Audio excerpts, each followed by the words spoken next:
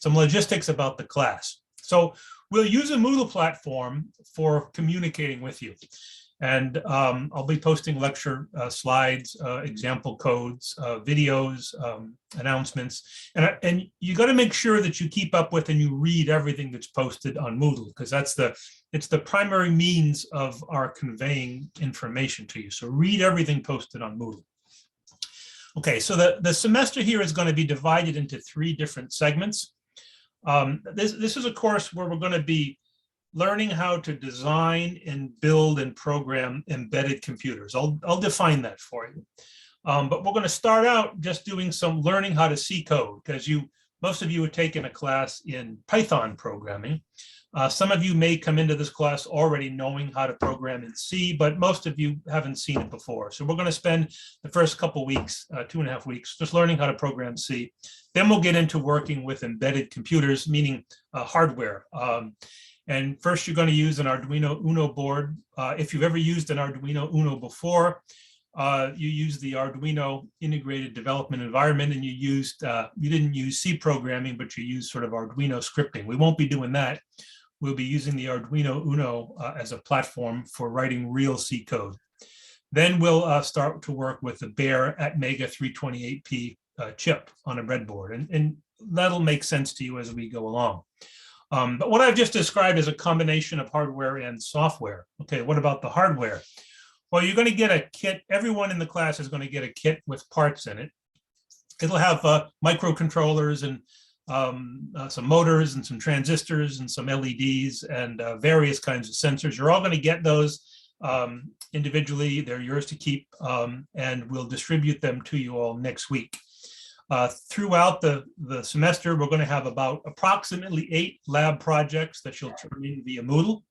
And then we'll have a midterm and a final that you'll do via Moodle. Okay, more on that.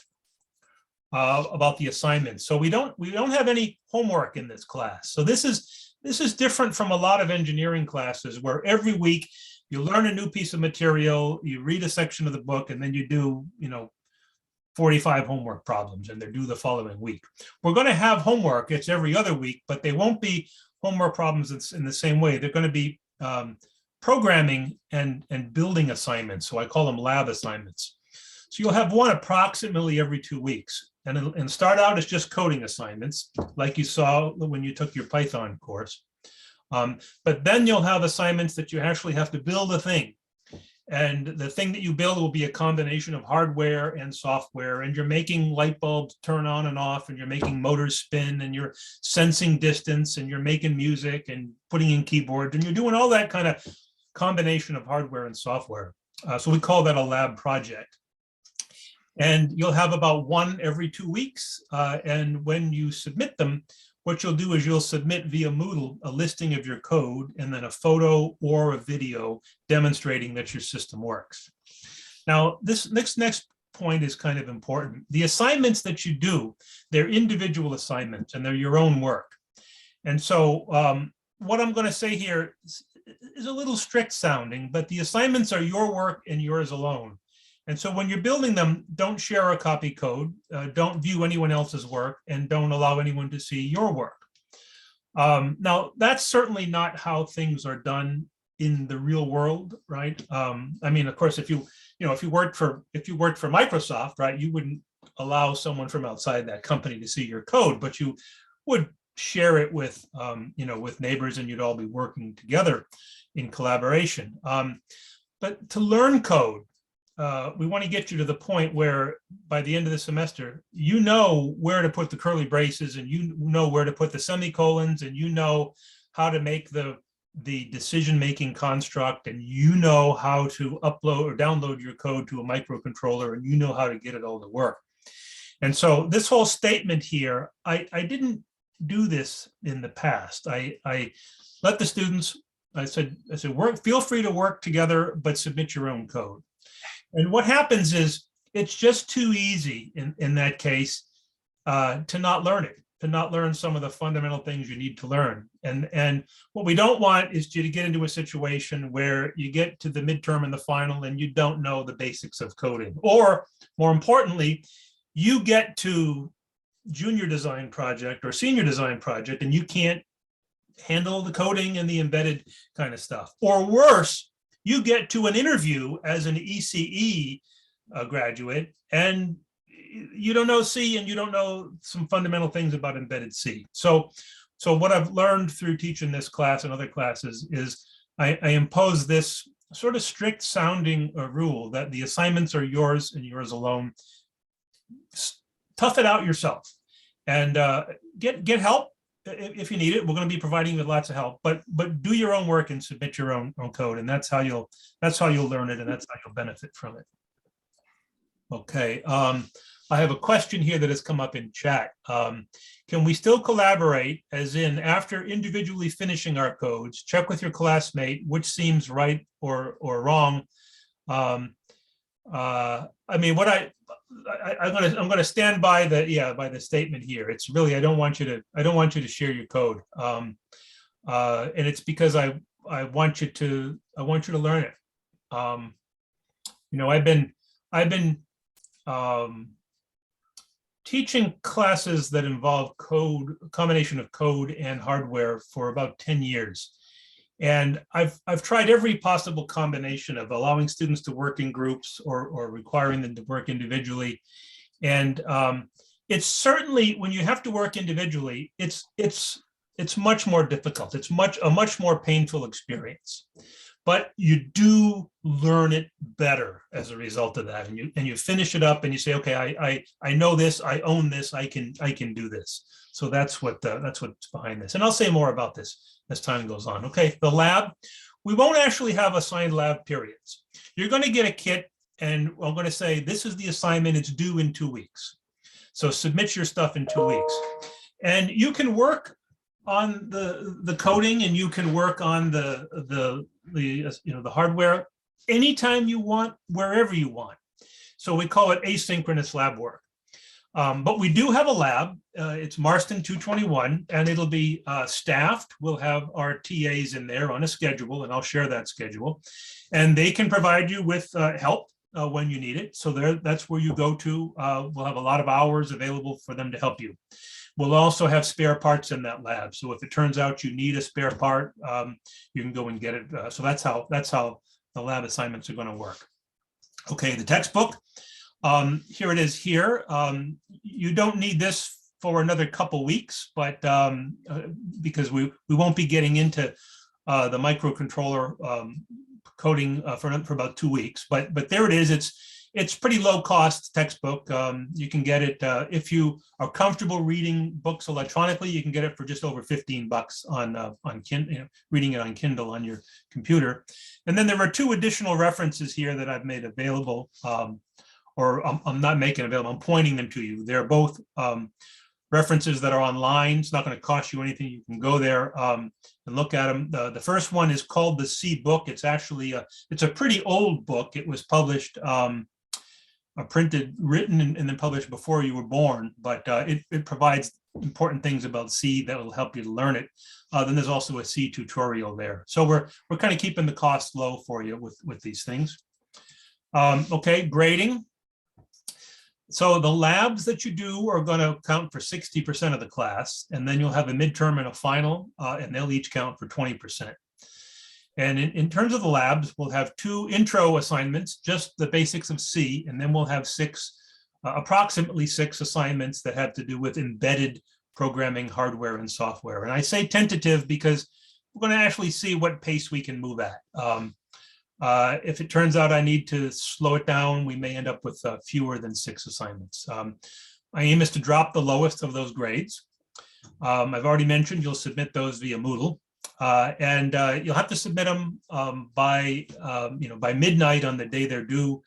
And if you submit them late, then they'll be subject to a 20% per day late penalty. So just so you'll know that. Okay, in terms of academic honesty and integrity, I've already sort of made clear that the work that you do is going to be yours and yours alone. And the same thing applies for the midterm and the exam. Don't use Chegg.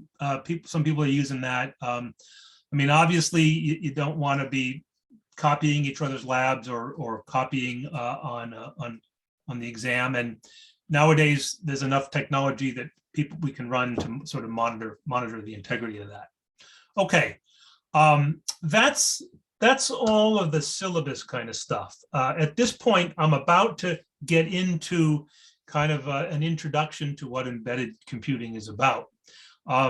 The symbols that you see up here will make more sense to you later on. But at this point, I just wanted to sort of make clear that I'm identifying both Mac and Windows machines. Most of you have Windows laptops. You can do everything you need to do on your Windows machine. Some of you have Mac machines. You can do everything you want on those Mac machines. Some of you may have a brand new Mac that has an M1 processor. So it's the Apple Silicon. The stuff that we're doing will also work on those machines as well. The rest of the symbols here will make more sense later on. Let me, before I go further and before we kind of get in and talk about what is an embedded computer, let me see if you have any questions or comments from anyone. Yes. What would be the best way of following along the lecture? Should I have my computer open or should I be taking notes? Professor, were you able to hear that? Yeah, I was. That's a good question. So I'll be posting the slides before class, so you can always get them and you'll have them. I would encourage you to, I don't think you'll have to take a lot of notes. So I mean, ideally what you want to do is look at the lecture slides before class. This is the ideal. You look at that before class so that you have some familiarity with what's going to be discussed. Then you go into class and you just sort of sit back and you listen and you follow along and you ask questions when you have them. And then jot down notes here and there where you need them. But my aim is that you're not going to have to take a lot of notes. My hope is that most of the notes that you would have to take would be on the slides that I have. So I would say that the best friend that you'd have would be having access to those slides and then perhaps, like you say, following along in class with the slides with your laptop.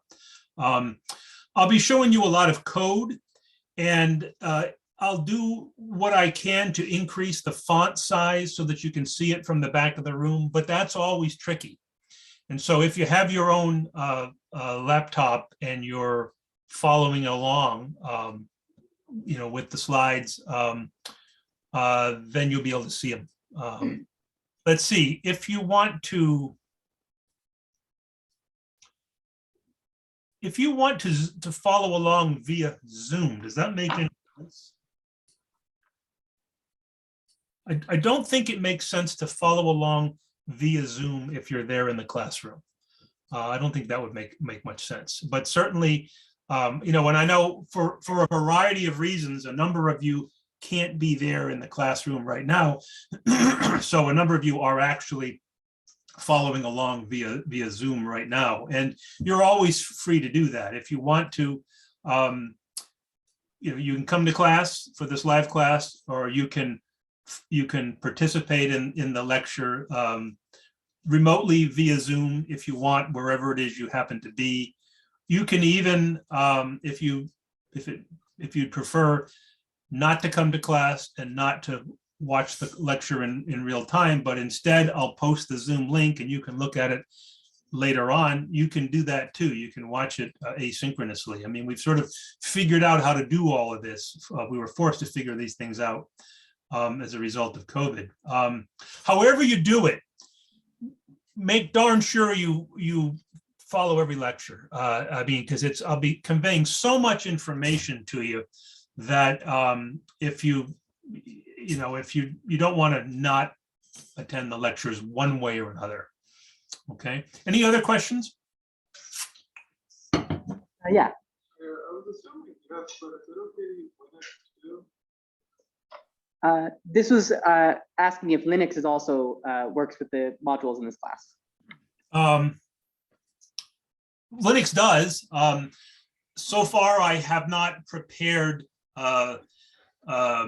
memos for you to show you how to download the compilers and things in Linux. We've prepared those for Windows and Mac. If you're a Linux user, if you are a Linux user, email me and we'll figure out how many of you are Linux users, and then we'll create the support that you need.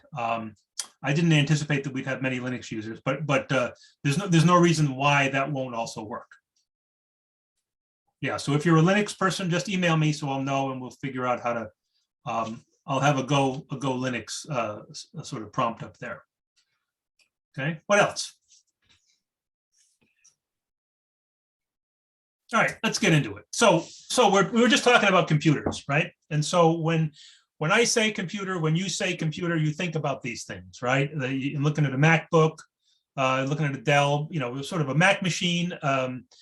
The one on the right could be a Windows machine, could be a Linux machine. Actually, all that's getting a little blurry right now. I run both Mac and Windows on my MacBook using a virtual machine. But anyway, when you think computer, this is sort of what comes to mind, right? Back in my day, back when I was your age, we didn't have these yet. Computers were much bigger things, but I won't go into all that history. But anyway, this is when you think about a computer, this is what you think about. And when you think about programming a computer, usually you're thinking about programming one of these things, okay? Well, I want to show you a picture of the inside of my coffee pot. I'm a coffee lover. On the top left, you can see my coffee pot. I can set it to so that when I get up in the morning, my coffee is ready. It's got this timer in it, and it's automatic, right? And if I were to take all these guts here apart, then they look like this. This is inside, okay? That's the interface that I use to program this thing. And you see the buttons here on the left, this button that corresponds to this button right here, right? So I can use those things to set up my coffee to turn on at a certain time in the morning, right? Well, how does all that work? Well, on the other side of this board, you have this board here, and you have this little computer that runs the coffee pot. That's the brain behind the coffee pot. So on the one hand, these are computers, but on the other hand, sort of at the other end of the spectrum, these are little computers. They're microcontrollers, actually. It's a computer. It's a computer on a chip. And that is the scale that we're going to be focused on for the most part in this class. Small embedded computers, microcontrollers, that are embedded inside things that control them. So that's a little chip. It's a little computer on a chip. It's embedded within this coffee pot. It's tucked away, and in this coffee machine, it's tucked away in that machine, and it controls the machine. Okay. Now, all right, coffee pot, big deal. Another sort of application. Think about a cardiac pacemaker. Pacemaker is a small device. I'm gonna hold one up, right? It's this little tiny thing, right? It fits in the palm of my hand. That's a cardiac pacemaker. And this is a device that has some wires, some leads that are actually installed in the chambers of the heart. And the device can measure the rate at which the heart is beating. And if the heart isn't beating at the right rate, then this device will create a small or an appropriate size shock to stimulate the heart to beat at a certain rate. Now, obviously, a device like this is small, it's lightweight, it's got a small volume, and it's installed inside the chest cavity of a person that needs help with their heart rate. This is a nice example of an embedded system. The computer inside this obviously is tiny because there's not a lot of space, right? It has to do its job. It has to be reliable. It has rather extreme constraints on size, weight. What about battery lifetime? When the battery runs out, it takes a surgical procedure. So you have to put a slit, in through someone's skin, remove this thing, replace the battery, and pop it back in. The batteries last for about 10 years, right? So I want you to contrast, imagine the computer inside a device like that, and contrast that with that big computer that you think of as your laptop. So this is sort of where we're focusing on, these small, constrained in size, weight, and battery lifetime application. This is what embedded computing is. Another example is an autonomous vehicle, self-driving cars. These things are emerging now. Here's a photograph of one from Stanford University. This is a slide from Professor Anwar. But this vehicle is an example of an embedded machine. It has all kinds of sensors inside. It has a GPS sensor, it has radar, it has LiDARs, cameras of all kinds, and it processes all that information and it uses it to go driving around autonomously without a person. So that's another example of an embedded system. It's inside that vehicle. So we got the coffee pot, we got the pacemaker, we got this autonomous vehicle. There's just one more example of an embedded system. This is an automatic heating system. This was actually a senior design project that a team did at, it wasn't at our university, but it was at a different one. And what you've got is a little chip, a microcontroller chip in there in the middle. And then there are various sensors. There's a photo sensor here, there's a temperature sensor, and there's a humidity sensor. And so they're making measurements of the external environment, the light, the temperature, and the moisture. That's all being fed into the microcontroller. And then the controller is deciding whether to turn on the heaters, to turn on the fans. There are some light strips that are being turned on and off. There's a water pump. All that stuff is being turned on and off based on these environmental values that are sensed by the sensors. And all that is controlled by this tiny little $2 embedded controller chip. This is the kind of thing we're working on here in this class. Okay. So to give kind of definition here, or a picture of what an embedded system, some people call them cyber physical systems, but I tend to use the term embedded system. But the idea is we're taking a combination of sensors of various kinds. Okay, we'll sense the presence of objects, we'll determine their distance, we'll sense temperature, moisture, motion, light, all kinds of things. You're combining the sensors, you're combining actuators, right? Motors, light bulbs, fans, heaters, air conditioners, all the things that you could turn on and off and control. Also communication, right? And all that is being combined with and controlled by an embedded computer, and the whole package is small enough, it's tucked away, and it's embedded in some environment. This is what we're focusing on in this class. Okay, to give a definition with words of an embedded system, it's a system of collaborating computational elements that sense and or control physical entities. Okay, so the game we're in here, we want to control the external world. We want to sense the external world. We're sensing things that are happening in the physical world, and then we're controlling things in response. And we're building up the circuits and the systems, and we're programming them to make that happen. Okay, let me spend a little time talking about the difference between, you know, your favorite laptop, say, or your typical laptop, and then one of these small embedded controllers. So on the left, you see this happens to be a Mac, and my beloved cappuccino next to it. And you know, your laptop, you depend on it, you use it all the time, right? And it's a general purpose computer, and you use it for all kinds of things. Here I just listed some of the many different applications or the apps that you might, you know, run on or use your computer for. You might do spreadsheets, PowerPoints, documents, email. You might do computation, simulate things, listen to music, make music, manipulate data, play chess, whatever, right? You might use it for developing code, right? So you use your computer as it's a general purpose computer with all kinds of different applications. What are the interfaces on that? What are the ways that you interface with or communicate, you know, use that computer? Well, you have, you know, the classic interfaces. You've got the keyboard, you've got a monitor, a trackpad, mouse. There's also a radio on that for communicating beyond the laptop, right? And then you have your USB-C ports, okay? And then the operating system that runs it, you know, it's Windows, Mac, or Linux, right? Typically. Okay, contrast that with the things that I was just talking about, these small embedded computers, right? Whether it's in a coffee pot or a pacemaker or what have you. What are the applications there? Well, they do important applications, but they're not as broad, right? This is not a general purpose computer. They sense things, they control things, and they compute and they communicate, okay? Now, in terms of the interfaces, these things are headless. Meaning they don't have a monitor associated with them, right? Think about my coffee pot.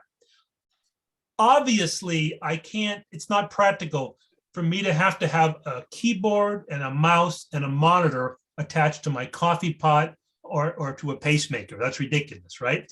So these applications, when you've got them up and running, they run headless. They don't have monitors. They don't have keyboards. They don't have a mouse. They don't have trackpad, right? You may need them to communicate, so they could have a radio on them. They have input and output ports that are digital for the most part, meaning a port is going to be a physical pin on the device, and you can either cause that pin to go high or low to control something in the outside world, or you can read if that pin is high or low, and you're using that as a way of sensing something in the external world.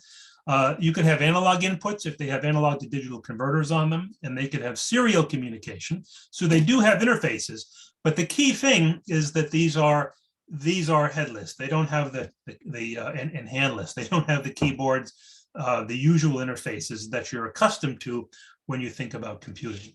Okay. What else? Some other important differences, and let's sort of look at some of these line by line. Okay, so your laptop runs some kind of an operating system, right? Mac, Windows, Linux. When we talk about the flavor of embedded computing we're going to be doing in the class, there's no operating system. You've got a tiny chip. You don't boot it up and have an operating system take over, right?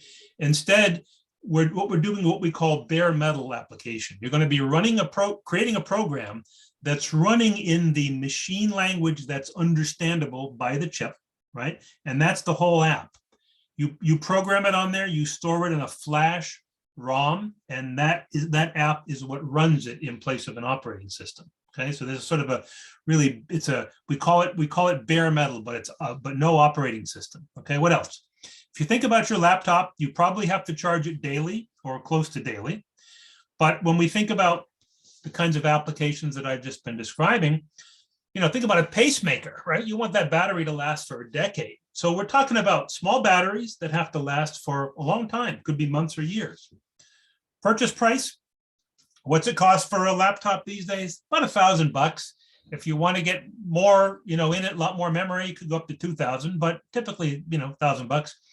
Microcontroller chips are $1, $2, $3, right? So a factor of 1,000 difference, a factor of 1,000. Now, in the comparisons I'm going to be doing here, you're going to see factors of 1,000 up to 10 million difference in the performance kinds of differences between what you think about, the computer that you carry around with you and these little microcontrollers. Look at this stuff here. So let's think about the memory on your laptop. You might have a solid state drive that has a capacity of 500 gigabytes. My new laptop actually has a terabyte drive. On this chip that's shown here, right, that actually has a flash ROM that can hold a program of 32 kilobytes. That's it. That is the storage capacity of that device, 32 kilobytes. So what's the difference here between 32 kilobytes and 500 gigabytes? Well, it goes kilobytes, megabytes, gigabytes. You're talking about a huge difference here, orders of magnitude difference, right? Look at the RAM. Your laptop might have 16 gigabytes RAM. This little device here has only 2 kilobytes of RAM. So what's the difference? Gigabytes to kilobytes, you're talking about a factor of 1,000,000 here, right? Kilobytes, megabytes, gigabytes, it's a factor of more than 10 to the 6 orders of magnitude here, or 6 orders of magnitude. Clock, your computer is running faster than 2.6 gigahertz. The clock on one of these things is running down in the megahertz range. The clock on the Arduino Uno is running at 16 megahertz. And when a computer clock runs fast, what it means is it has to switch transistors on and off really fast.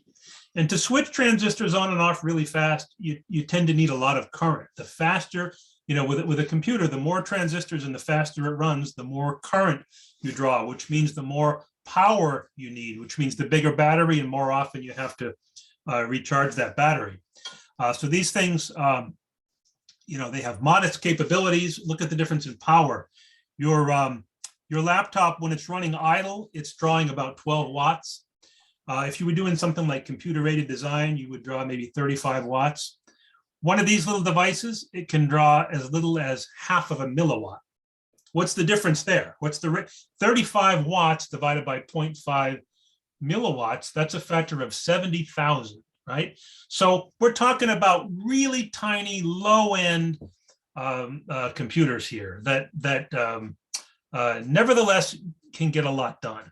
Okay, so it's a very different species than what you think about when you think about your laptop. But nevertheless, we're going to learn how to program these and program them in C and get them to do things. And the way we're going to start out is we're going to spend 2 weeks learning C on your laptop. So on the big computer, where you've got plenty of memory, plenty of RAM, plenty of ROM, plenty of power, plenty of everything. Then we're going to transition and learn how to write C code and download it onto these tiny little devices where everything is constrained about them. Okay. So just one more slide on the big contrast between your general purpose computer and these microcontrollers. So as you know, your computer, your laptop, all the parts on that, are pretty densely packed inside that package. There's a motherboard there that has all of the different chips on it.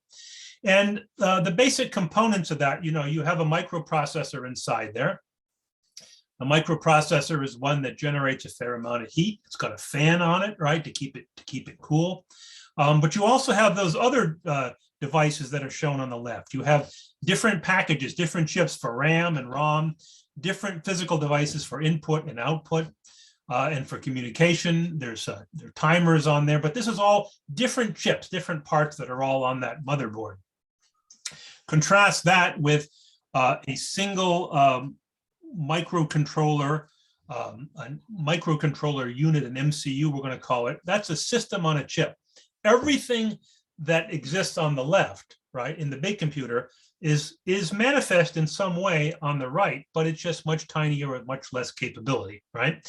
The picture that I'm showing here is the architectural view of one of these microcontrollers. You'll learn more about that as time goes on. But I just want you to know that the ROM, the flash ROM for holding program code is on the chip. The RAM for holding data in a program is on the chip. The CPU, the microprocessor itself, is on the chip. The timers, the analog to digital converters, everything else is all on the chip. It's a system on a chip. So it's an entire computer, everything, right, scaled down the way that we've been describing, all on a single chip. That's our focus. Okay. Now, I don't want you to get the sense, I don't want to give you the impression that all of embedded computing is these tiny little chips, right? I'm talking about this stuff down here. That's our focus, right? So we're talking about what we call 8-bit microcontrollers.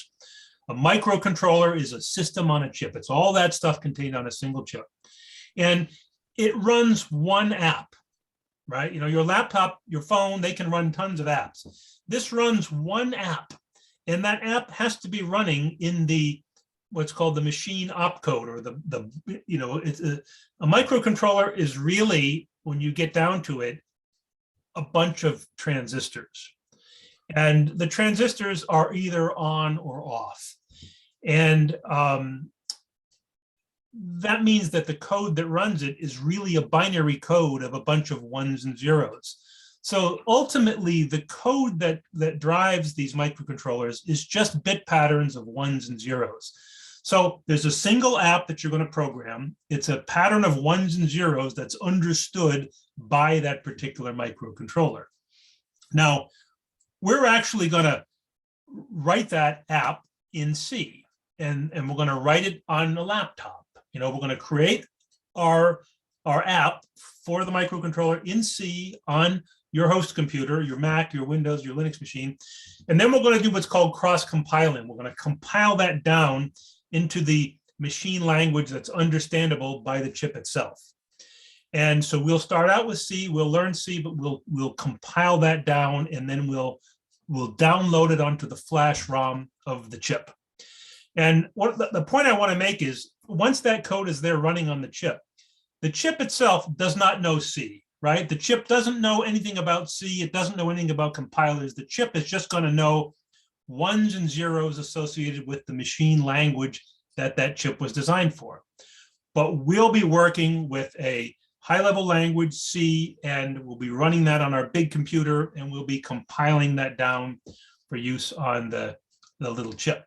Now, there are other embedded computers, as shown if you sort of go up the vertical arrow on this picture, that as they increase in size and weight and power, have much more capability than these tiny little microcontrollers that we're going to be focusing on.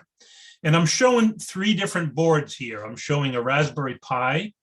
I'm showing an NVIDIA up top and a BeagleBone Black in the middle. These are examples of their embedded computers, but they're a computer on a small board. And these all are examples of computers that have a much more sophisticated processor on them. Instead of being 8 bits, they're 32 or 64 bits. They run their own operating system, typically Linux. And you can run Python, or you can, they may have an interpreter to run Python. They may have their own compiler on there so that you can run C, a language, and compile it directly on the board. This is all an important part of embedded computing, using these bigger, higher power, more capable boards. We're not going to focus there. Our focus in this class, since this is your first introduction to embedded systems, is this end of the spectrum.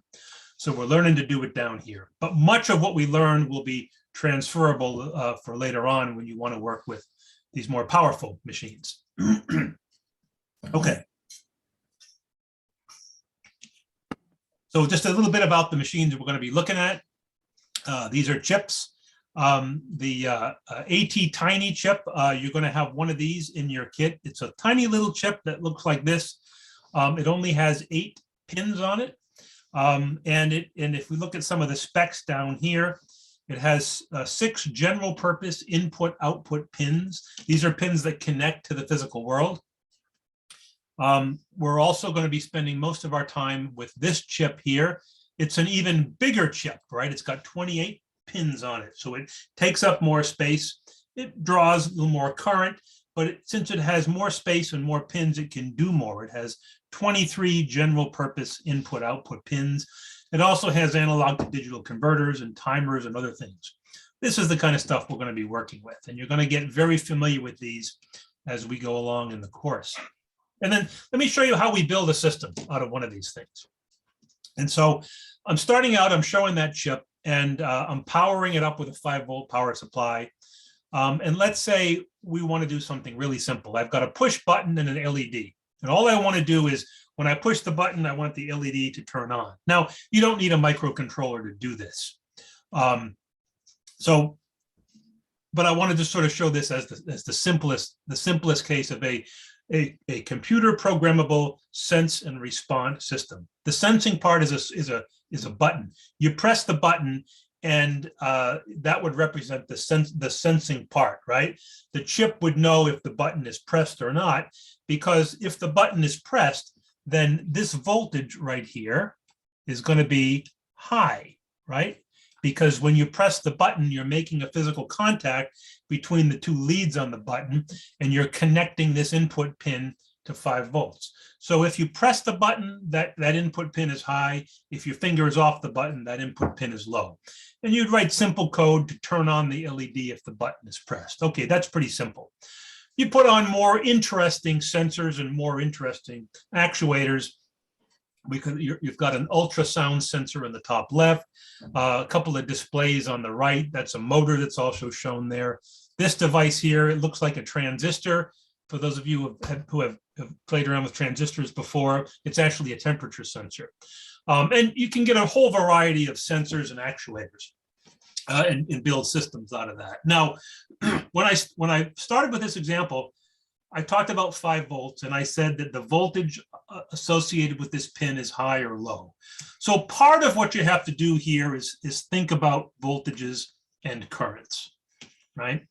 But it's actually quite a bit more complicated than that. And while we do spend some of our time thinking about voltages and currents, what I want to do is see if we can kind of figure out what's inside here, inside that chip.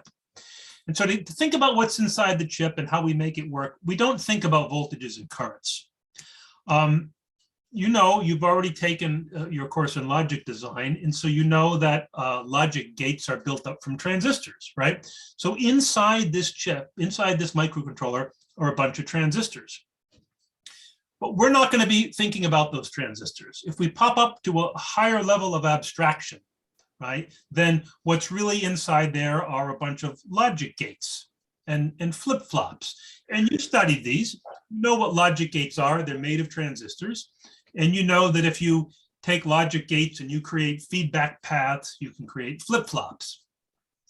But even that is still too low. I want to go up another level of abstraction here.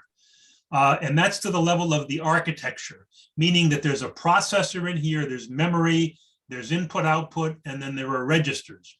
Registers are memory locations, which are just a whole bunch of flip-flops. So this is sort of where we're going to be. We're not going to be thinking about these devices in terms of the internal voltages or currents or the transistor or the logic gates or the flip-flops. We're going to be learning to think about these things at the architecture level, which means that chip, right, is represented with this architectural diagram as shown on the right, right? The chip itself is nothing other than a bunch of transistors, right? It's a large number of transistors that are arranged to give us the functionality that's represented by this block diagram. And this is the level that we're going to be working to understand what's happening in these chips. Okay, what's in there? There's a flash read-only memory, meaning that you can flash, you can write to it the way you write to a flash drive that you plug into the USB port on your computer. So there's ROM on there where we will store program code. There's RAM, there's the CPU, there's a bunch of things called peripherals. And then importantly, down the bottom, there are I/O ports. And there are a bunch of pins down here. It's hard to see these, but I'll read some of them. It says PD 0 through 7, PB 0 through 7. They refer to the actual pins, all of these different pins. And you can set those pins high or low to control things, or you can read those pins, whether they are high or low, to sense things. There's also analog to digital converters.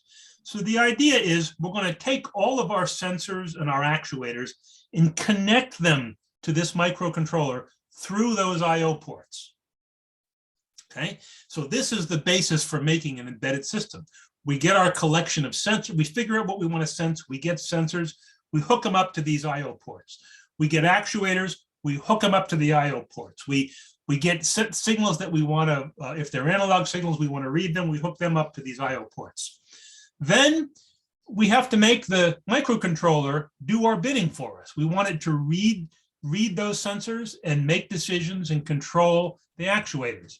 And the way that works is we have to put a binary pattern of ones and zeros that the microcontroller understands, right?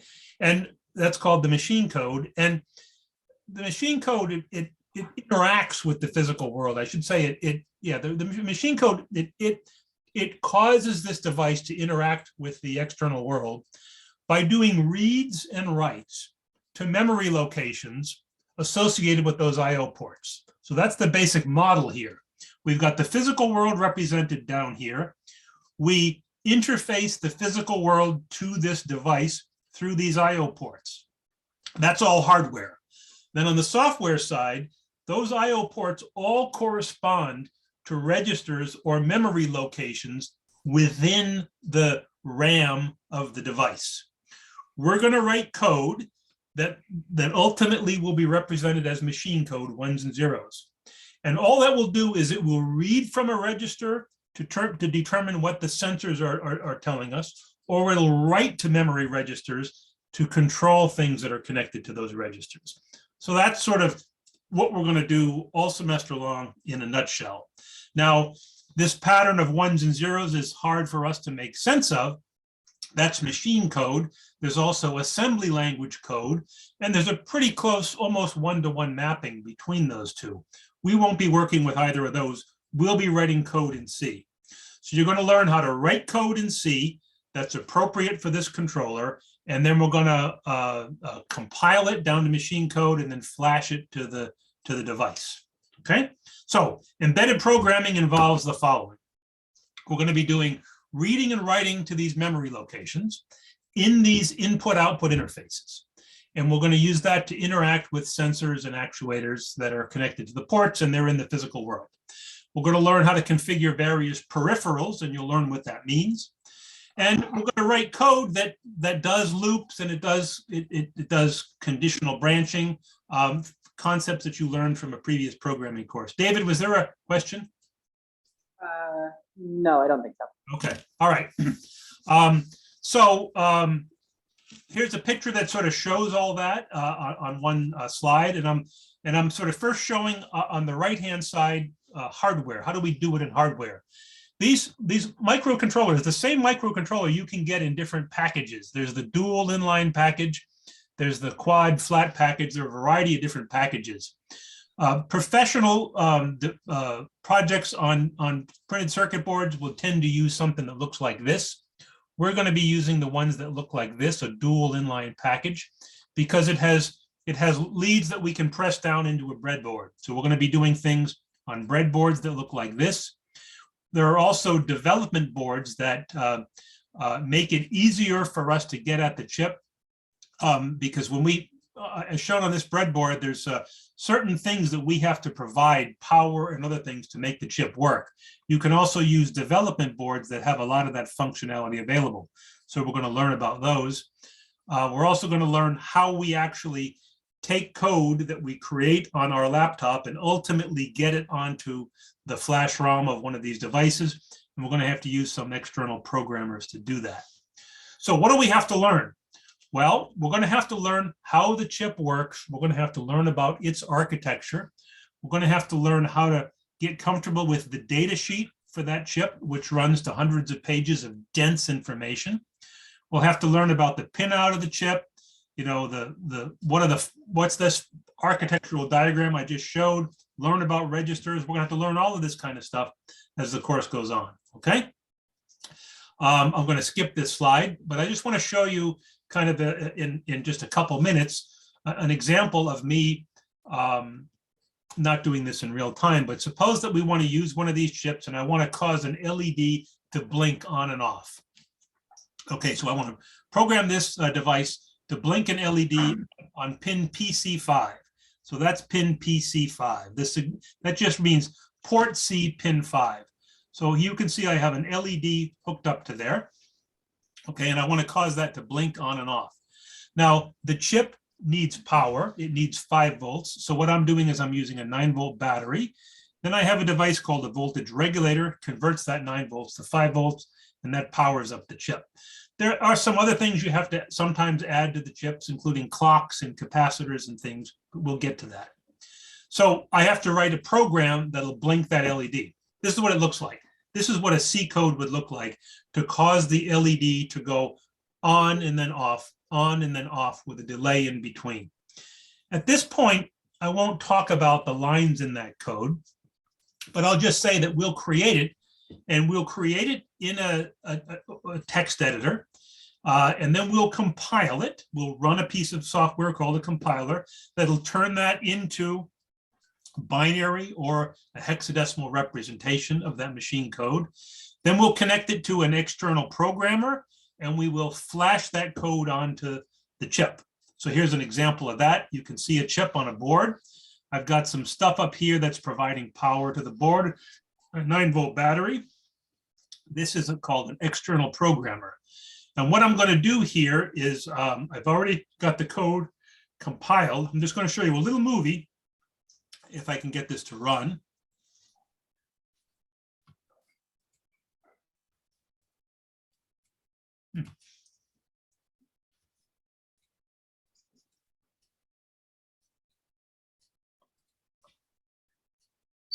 Oh, there we go. It's running.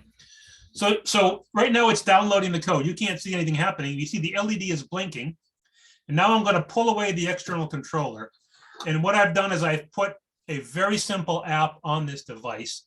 That blink code is now resident. It's in the flash ROM of the device, and it's causing that LED to blink, right? So it's the simplest embedded application that we can create, okay?